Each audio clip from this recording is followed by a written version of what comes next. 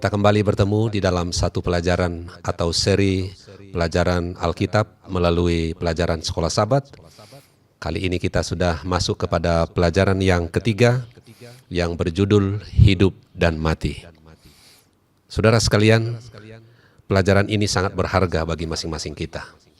Kenapa? Karena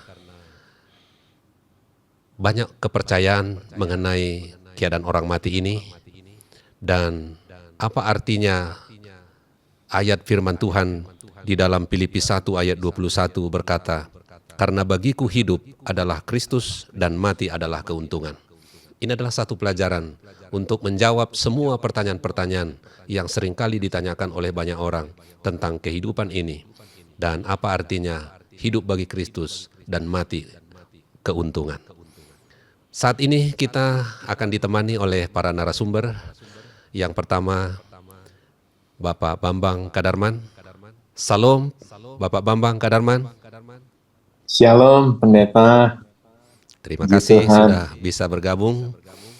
Yang kedua, bersama dengan Pendeta Susilo Mundiriharto. Salam, Pendeta. Salam, Pendeta Ranap Situmeang.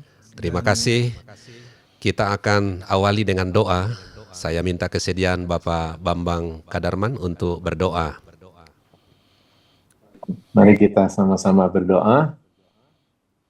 Bapa kami yang di sorga, tidak putus-putusnya kami bersyukur. Oleh sebab kami memiliki Tuhan yang sungguh sangat dahsyat. Tuhan yang berkuasa, Tuhan yang sangat mengasihi kami, dan Tuhan yang rindu agar kami boleh mengenal Engkau lebih dalam dan lebih dalam lagi melalui firman-Nya.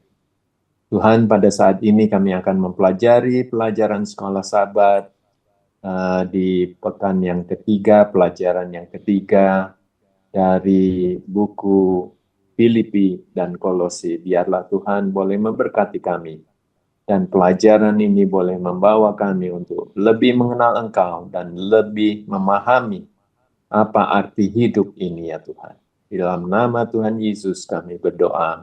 Amin. Amin. Baik pemirsa dan saudara-saudara sekalian, bagi kebanyakan orang, kematian sesuatu yang tidak menyenangkan hati, bahkan kalau bisa dihindari. Tetapi firman Tuhan berkata pada saat ini, hidup adalah Kristus, mati adalah keuntungan. Seperti apa keuntungan mati ini? Dan seperti apa hidup adalah Kristus ini? Bapak Bambang Kadarman akan menjelaskan lebih dalam tentang pelajaran ini. Silakan Bapak Bambang. Baik, terima kasih Pendeta. Kita bersyukur karena dari judulnya saja sudah sangat mendalam ya, hidup dan mati. Nah, di hari Minggu kita bisa melihat di sini dengan judul Kristus akan dimuliakan. Kalau kita membaca di dalam Filipi 1 ayat 19-20, Rasul Paulus menuliskan kepada jemaat Filipi, karena aku tahu bahwa kesudahan semuanya ini, kita tahu bahwa Rasul Paulus saat menulis kitab Filipi ini, dia sedang berada di dalam penjara, di dalam kesulitan, di dalam penderitaan. Ya. Nah, dia mengatakan bahwa kesudahan semuanya ini, kesudahan dari apa yang dia alami, penderitaan ini, dikatakan ialah keselamatanku oleh doamu dan pertolongan Roh Yesus Kristus. Lebih lanjut dia mengatakan, sebab yang sangat kurindukan dan kuharapkan. Perhatikan saudara-saudara di sini dibilang kurindukan dan kuharapkan. Dan dikatakan sangat. Ya. Apa yang sangat dirindukan dan diharapkan oleh Rasul Paulus? Bahwa aku dalam segala hal tidak akan beroleh malu, melainkan seperti sedia kala. Demikian pun sekarang, Kristus dengan nyata dimuliakan di dalam tubuhku, baik oleh hidupku maupun oleh matiku. Saudara-saudara, ketika saya membaca ayat ini, saya melihat satu tujuan hidup yang jelas di dalam kehidupan Rasul Paulus ini, ialah di dalam hidupnya dan di dalam kematiannya sekalipun, karena dia sedang menghadapi hidup dan mati. Dia sedang berada di penjara. Dia sedang menghadapi, dia nggak tahu dia akan hidup atau dia akan mati. Nah, kalau kita perhatikan di sini, kerinduannya adalah supaya di dalam hidupnya dan juga di dalam kematiannya, Kristus yang dimuliakan. Nah, saudara-saudara, saya mencoba untuk merenungkan bagaimana saya secara pribadi sebagai manusia ini dapat memuliakan sama seperti Paulus, baik di dalam hidup saya maupun di dalam kematian saya. Bagaimana supaya bisa dapat memuliakan Tuhan. Dan saya renung-renungkan, saya sendiri melihat bahwa itu tidak mudah, bahkan tidak mungkin. Tetapi kenapa Paulus bisa? Karena saya melihat latar belakang Paulus, makanya dia bilang sedia kala, yang dulu-dulunya ya, sama dengan yang sekarang waktu dia di penjara. Dikatakan itu gambarannya di 2 Korintus itu, dia sudah mengalami banyak penderitaan ya. Sejak dia mengenal Yesus dalam perjalanan ke Damaskus ya.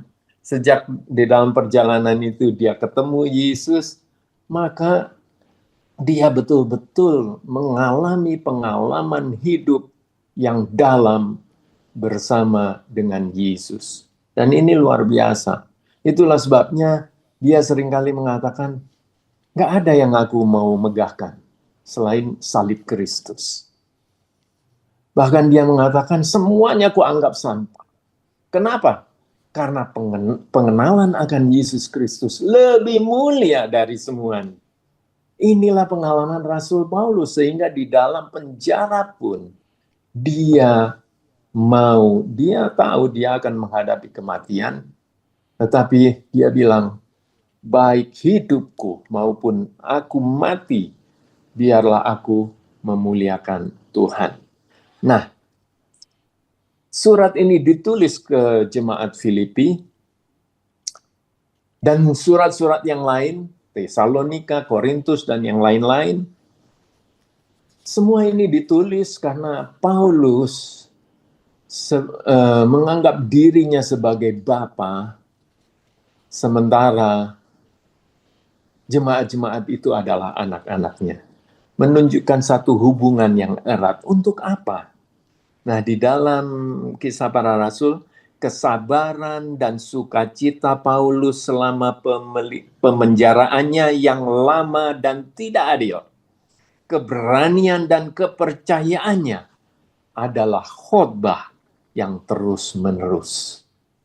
Jadi, saudara-saudara, kita bisa melihat di sini bahwa di dalam hidupnya, Paulus selalu memuliakan Kristus. Nah, kemudian di hari Senin, mati adalah keuntungan.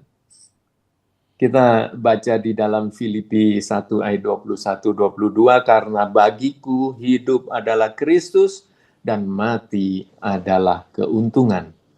Tetapi jika aku harus hidup di dunia ini, itu berarti bagiku bekerja memberi buah. Jadi, mana yang harus kupilih? Aku nggak tahu. Aku tidak tahu, katanya. Hidup atau mati? Mana yang harus aku pilih?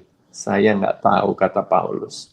Tetapi Paulus bisa menyaksikan di sini, bagiku hidup adalah Kristus, mati adalah keuntungan. Nah, pertanyaannya adalah, kenapa mati adalah keuntungan?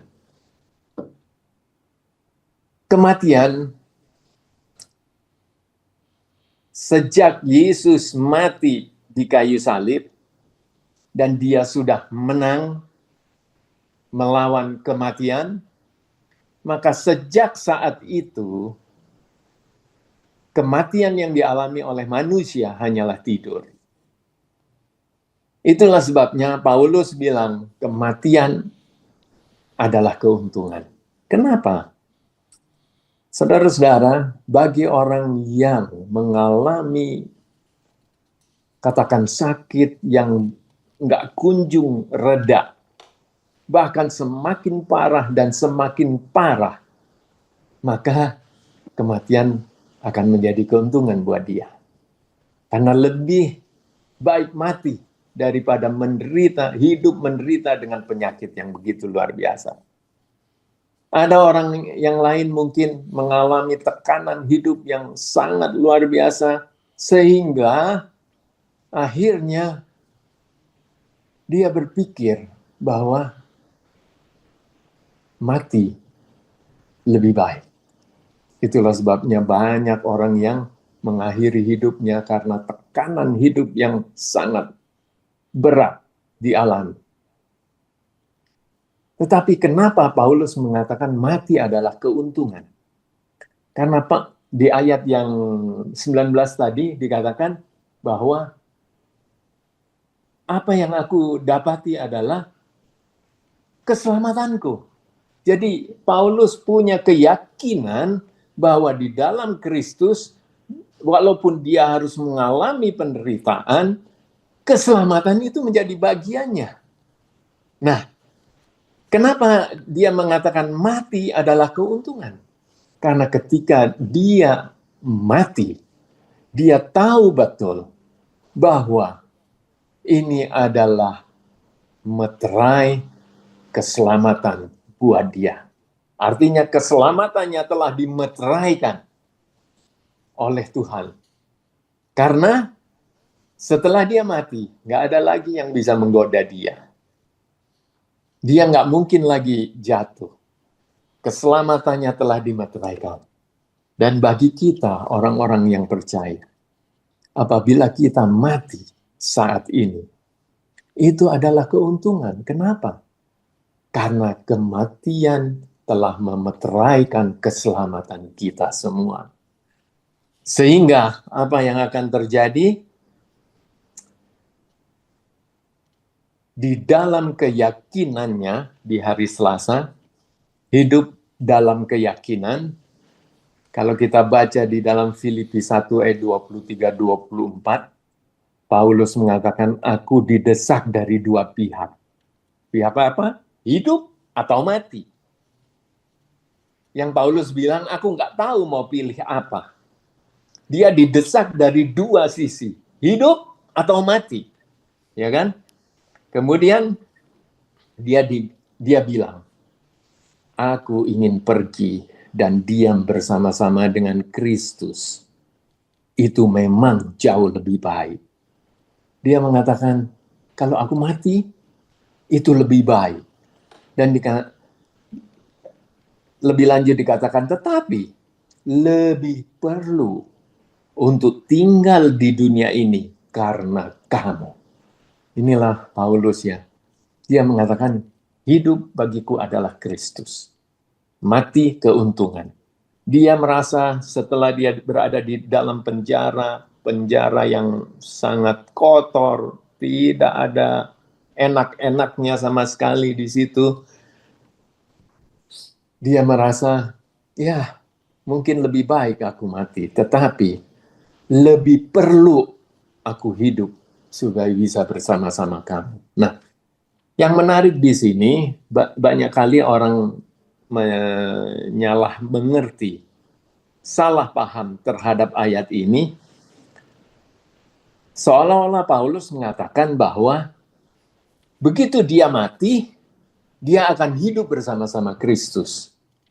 Ini bukti bahwa setelah mati masih ada kehidupan.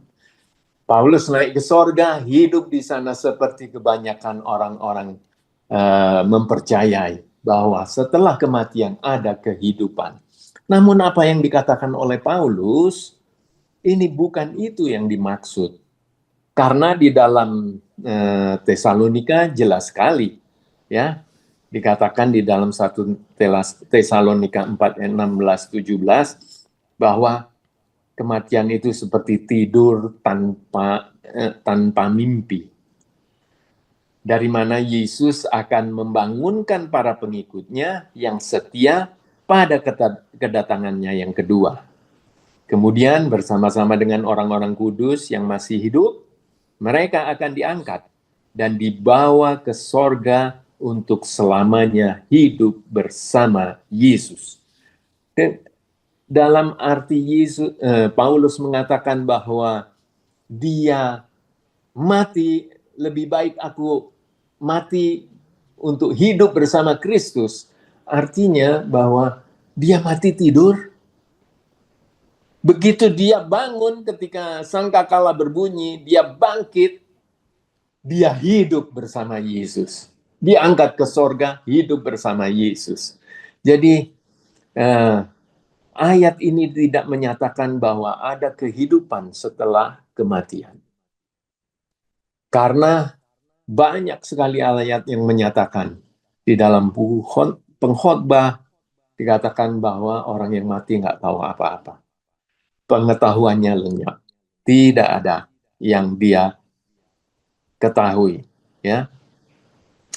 Nah, jadi saudara-saudara, kita melihat bahwa Paulus tentu menyadari bahwa ketika ia menutup matanya dalam kematian, hal berikutnya yang akan ia alami secepat kedipan mata dikatakan adalah melihat Yesus yang akan membawanya bersama seluruh umat Allah ke tempat yang Yesus telah siapkan bagi semua orang yang mengasihinya.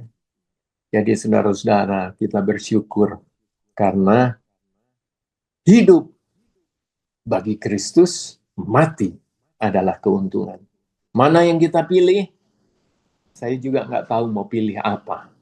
Tetapi kalau Tuhan mengizinkan saya hidup, saya ingin hidup mengenal Dia lebih dalam lagi, lebih mengalami pengalaman-pengalaman bersama Yesus, sehingga di dalam hidup saya maupun mati saya boleh memuliakan Tuhan sama seperti Paulus. Itu kerinduan saya juga, sama dengan kerinduan Paulus. Dan biarlah itu juga menjadi kerinduan kita semua.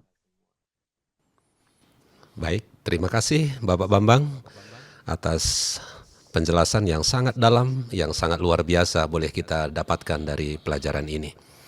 Sudah barang tentu kita sudah lebih paham apa artinya hidup adalah Kristus, mati adalah keuntungan. Lalu bagaimana? Apakah kita bisa bertahan, berdiri teguh di dalam kebenaran ini?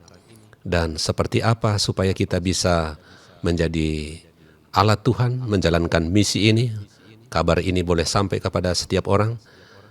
Kita persilakan kepada Pendeta Susilo Mundiharto untuk lebih menjelaskan lagi. Baik, terima kasih. Salam saudara-saudara. Ini kita masuk apa pengertian berdiri teguh dalam kesatuan, dan pertanyaan bagaimana kita bisa menjalankan misi ini. Yang pertama, untuk seorang bisa melakukan misi yaitu hidup bagi Kristus, ya, mati itu adalah keuntungan, maka mereka harus memiliki kesatuan di dalam Kristus. Itulah yang didoakan Kristus kepada Bapa, agar mereka menjadi satu di dalam Dia, Dia di dalam Bapa. Kesatuan ini bagaimana? Kesatuan ini hanya bisa terbentuk kalau kita memiliki satu iman. Bagaimana itu? Yohanes 17 ayat 17 mengatakan, kuduskan mereka dalam kebenaran, firman-Mu adalah kebenaran. Untuk bisa menjadi satu hati, satu pikiran, satu jiwa, maka kita harus memiliki satu keyakinan. Satu, yaitu misi, tujuan. Yaitu setelah kita mengenal kebenaran, kita disatukan di dalam Kristus sebagaimana Kristus menjalankan misi Bapaknya, dan kita satu di dalam Kristus, Kristus juga mengutus kita untuk hidup menjalankan misinya. Ya, makanya kenapa kita lakukan itu? Di dalam Filipi 1 ayat 27 mengatakan hidupmu berpadanan. Berpadanan ini hidup sebagai warga negara surga, yaitu yang diterjemahkan dalam bahasa Yunani politeomai, yang berarti inilah kehidupan orang percaya berpadankan dengan warga negara surga. Hidup di dunia tetapi menghidupkan gaya hidup yang berbeda karena kita ini sudah menjadi satu dengan Kristus dan Kristus dengan Bapa. Karena itu hindarkanlah perpecahan di dalam jemaat, perselisihan. Apa yang menyebabkan terjadinya perpecahan ini yang harus disingkirkan? Kesombongan, ambisi duniawi, dan inilah hal-hal yang menyebabkan perpecahan. Gantinya hal yang menyebabkan perpecahan ini, hiduplah di dalam buah roh yang ditulis dalam Galatia 5 ayat 22-23. Apa itu? Ya, di dalam Alkitab diajarkan ya, yaitu kasih, damai sejahtera dan sebagainya. Hindari persaingan, perselisihan, pertingkaian, supaya tujuan kita yaitu bisa menjadi satu. Dengan demikian dunia akan mengetahui kamu adalah umatku. Bagaimana mereka kenal kita? Bahwa kita satu hati, kita rukun, kita punya satu misi, yang yaitu sebagaimana Kristus punya misi untuk menyelamatkan manusia, demikian juga kita satu di dalam misi Kristus untuk menjadi alatnya. Nah, dengan persatuan kita dengan Kristus, ini yang dibahas, kita tidak mengenal takut lagi. Itu yang dikatakan Paulus. Karena dia tahu kenapa mati bagi dia adalah keuntungan. Karena jaminan keselamatan adalah telah ditetapkan bagi mereka yang menjalankan misinya dan hidup tinggal di dalam Kristus. Karena itulah tidak perlu takut lagi seperti Paulus, ya. Di tengah-tengah penderitaannya dia pasti bisa memberi penghiburan. Kata-katanya yang pelajaran lalu, bersukacitalah. Sekali lagi ku katakan bersukacitalah, ini luar biasa. Seorang yang tidak bebas dalam keadaan terpenjara, tapi bisa menghibur orang-orang yang di luar penjara dengan kata sukacita. Bagaimana hal ini terjadi? Yaitu kalau kita hidup menjalankan misi. Saya pernah alami waktu saya sebelum seorang pendeta. Saya selalu dulu kalau dengar firman, hati saya itu membara. Saya ingin bersaksi, apa yang saya dengar ini saya ingin bagikan. Di kampung, di sekolah, sampai di kampung, di sekolah itu saya sudah dijuluki pendeta sebelum saya jadi pendeta. Jadi setiap saat kalau ada dengar firman, hati saya itu membara. Saya harus sampaikan kepada teman saya.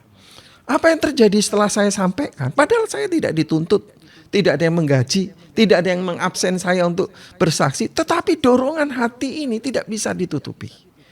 Ketika saya bersaksi, apa yang terjadi? Hati itu sukacita. Ada damai luar biasa.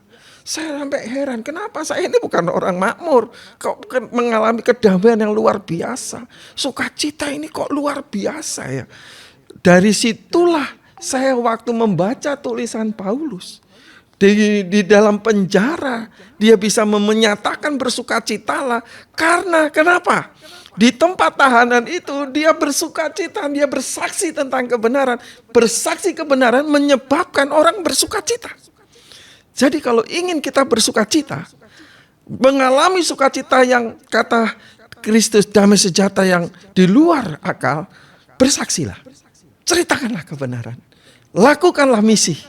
Itu akan menyebabkan hati kita damai. Sukacita. Dan perasaan rasa takut akan hilang. Seperti yang Paulus alami. Jadi pelajaran ini tidak hanya mengajar kita teori. Mari kita hidupkan.